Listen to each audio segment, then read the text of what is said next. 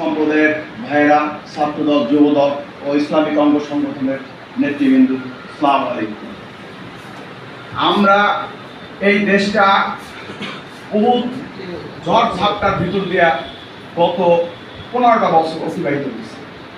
একটা পর্যায়ে এসা ছাত্র ভাইদের সামান্য একটা কোটা সংস্কার একটা দাবি ছিল, খুব সামান্য একটা দাবি ছিল।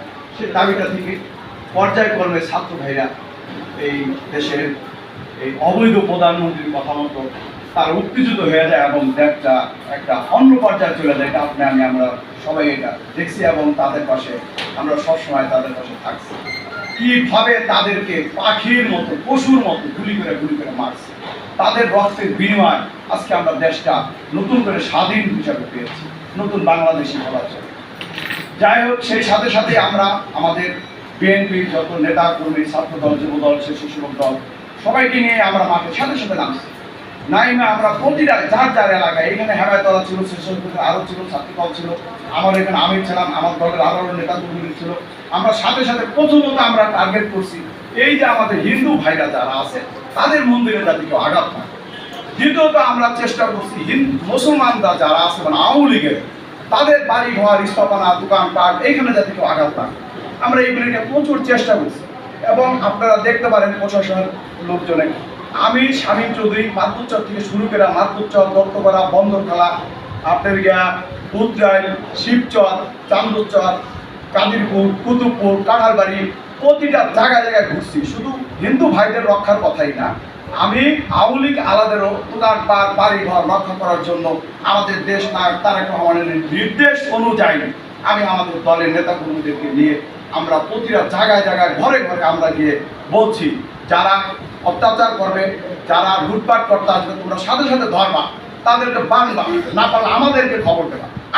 আমরা সেনাবাহিনীর সহযোগিতা নিয়ে আমরা তাদের হাত পা ভেঙে দরকার সেনাবাহিনীকে দিয়ে দেবো। এটা নির্দেশ আমার দলের চেয়ারম্যানের তারেক রহমান। আচ্ছা, আমরা এইভাবে আগাইছি। আমরা হিন্দু সম্প্রদায়ের ভাইদেরকে এখনো আমরা রক্ষা করছি। আমি এখন ওই যে পাঁচচরে যারা আছে, যে বলরাম কুন্ডু, ওই দিন আমি শুনলাম ওদের কাজ নাকি একটা সিসি ক্যামেরা ভেঙে গেছে। দেখেন, কিছু সিসি ক্যামেরা কিন্তু এরা নিজেরও কোথা দিয়ে ভাঙে বা কেউ দুষ্টামি করে ভাঙে, জানি না। যেমন আমি সেখানে সাথে সাথে গেছি, আমি কমল কুন্ডুকে বলছি, ভাই তুমি আমাকে বলো তুমি আমাদের কোনো লোক করছে কিনা বা কে করছে তুমি বলো, আমি এখন তাকে ধরে নিয়ে আসবো। বলছে না ভাই আমরা এটা দেখিনি, আমরা এটা জানি না। তারপর ভাই আপনি আসছেন, আমাদের সহযোগিতা করেন। আমি তাদের দোকান পাট, ব্যবসা বাণিজ্য সব কিছু সর্বদা আমি নিরাপত্তা দিতেছি, যেহেতু দেশে প্রশাসনের অবস্থাটা একটু কম, তারা নাই বললেই চলে। এবং ইউনূস সাহেব একা সে কী করবে, সে তো আর পুলিশ না যে সে এলাকায় গিয়ে পাহারা দেবে। এখানে দরকার আছে সেনাবাহিনীর ভাইরা যথেষ্ট করতেছে, তারা ঘুরে করতেছে। সেই সঙ্গে বেশি দায়িত্ব হয়ে পড়ছে আমাদের। একটু আগে যেমন এক ভাই বললো যে ওই যে তার নাকি বাড়ি ভাঙছে, পদুদের নাকি কি করছে। পদুত একজন আওয়ামী লীগের কর্মী, এটা আমি হিন্দু সম্প্রদায় সবাই জানেন। পদুত একজন আওয়ামী লীগের কর্মী এবং পদুত আওয়ামী লীগের কর্মী হিসেবে সে অনেক হিন্দুদের উপরে সে অনেক অমানবিক কর্মকাণ্ডে সে লিপ্ত ছিল। অনেক হিন্দুরে আমাদেরকে বলছে, ইস্কনেরও অনেক লোক আমাকে বলছে, সে ইস্কনদেরকেও অনেক লোক এরকম আছে। এখন ধরেন আপনারা হিন্দু বলেই আপনাদের আপনাদের মধ্যে যে হিংসি, বাজাবাজি, গন্ডগোল, মারামারি এটা নাই তা তো না, আপনাদের মধ্যে কিন্তু ভাই আছে। এখন আপনারা যদি মনে করেন যে এটা আমার দলে করছে, এটা জামাত ইসলামের লোকে করছে, এইটা হেফাজত ইসলামের লোকে করছে, ভাই প্লিজ আপনারা এটা দেখে বলবেন। এবং আপনাদের মতো যারা আপনাদের ক্ষতি চাচ্ছে আপনারা তাদের নামটাও ইউনূস সাহেবের কাছে দিবেন, নয়তো বা থানার এই যে পক্ষ থেকে উনি আছে, সেনাবাহিনীর পক্ষ থেকে বড় ভাই আছে, এদের কাছে আপনারা দিবেন। আমরাও দিব, আমাদেরকেও বলবেন, আমরাও আসবো। এখানে আপনাদের শিবচরে হেমাতর আছে, ওরা আছে, ছাত্রদলের কর্মীরা আছে, এই যে ওই আমার ওই ভাই আছে, এরা আছে, আমি ওই সাইডে আছি, যারা ওইখানে বলুন।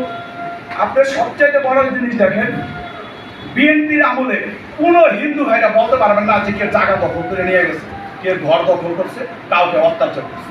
আপনারা হিন্দু ভাইরাই বলেন, আপনাদের যতটুকুই ক্ষতি হয়েছে এই আওয়ামী লীগের 15 বছর, এই দুঃশাসনের 15 বছরে আপনাদেরকে, এটা তো অবশ্যই সত্য, এটা আপনারা নিজেই বলতে পারবেন। কারণ আমাদের কাছে অনেক হিন্দু ভাইরা বলছে, ভাই আপনাদের আমলে ভালো ছিলাম, এ আমলে ভাই ভালো নাই। আমি এবার দুষ্টামি করে বলি, তোরা তো লোক আর বলে দেখতে হুশ থাকে না, ওরা কয় না ভাই আমরা দেখুন, আমি এটা দুষ্টামি করে বলি। হিন্দু ভাইরা যে আমাদের ভোট দেয় না তা না, আমাদের ভোট দেয়, আমাদের পাশে থাকে, তাদের সঙ্গে আমাদের আত্মার সম্পর্ক। আমাদের শিবচর থানায় যত হিন্দু আছে সবার সাথে আমাদের সাথে এই হিন্দু আর মুসলমান নাই, ভাই ভাই মতো সম্পর্ক, আমরা এইভাবেই চলি।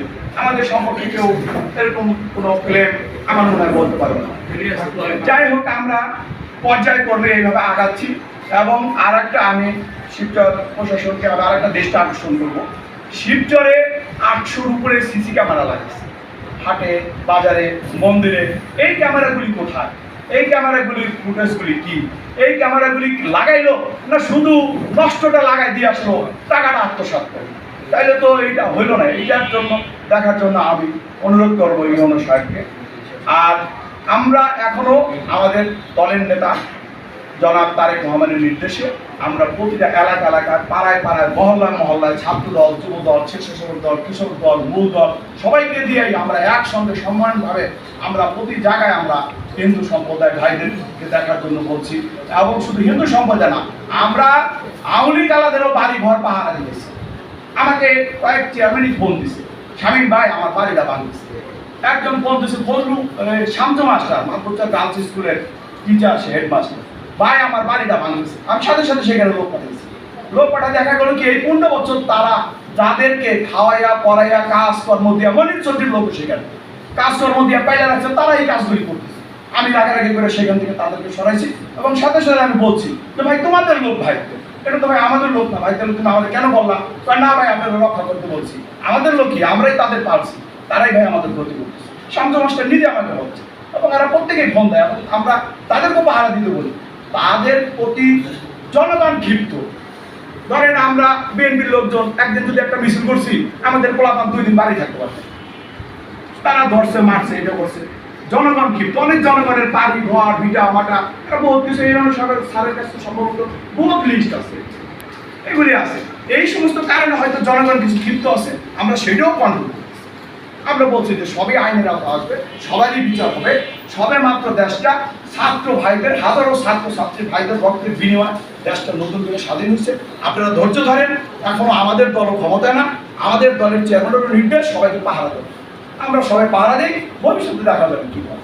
যাই হোক, আমি প্রশাসন, সেনাবাহিনীর লোক আছে, পুলিশের লোক আছে, ইমাম সাহেব আছে, প্রেসিডেন্ট সাহেব আছে, সবার কাছে অনুরোধ আপনারা সবার প্রতি সব কিছুর প্রতি লক্ষ্য রাখেন। আমাদের সহযোগিতা লাগবে, যে কোনো সময় বলবেন, আমরা আপনাদের পাশে দাঁড়াবো ইনশাআল্লাহ। এই বলে আমি আমার সংক্ষিপ্ত বক্তব্য শেষ করছি। আসসালামু আলাইকুম। বাংলাদেশ জিন্দাবাদ। শহীদ অমর হোক। খালেদা জিয়া জিন্দাবাদ। জিন্দাবাদ।